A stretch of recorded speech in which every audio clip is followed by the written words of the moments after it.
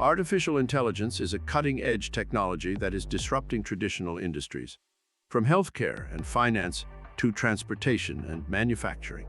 AI is changing the way we live and work. In this video, we'll explore how the AI revolution is transforming traditional industries. One of the industries that is being disrupted by AI is healthcare.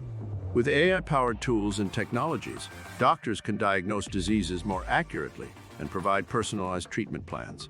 This can lead to better outcomes for patients and reduce the cost of healthcare. Another industry that is being disrupted by AI is finance. With AI-powered analytics and prediction tools, financial institutions can make better decisions about investments and risk management. This can lead to higher returns and lower costs for customers. AI is also disrupting the transportation industry.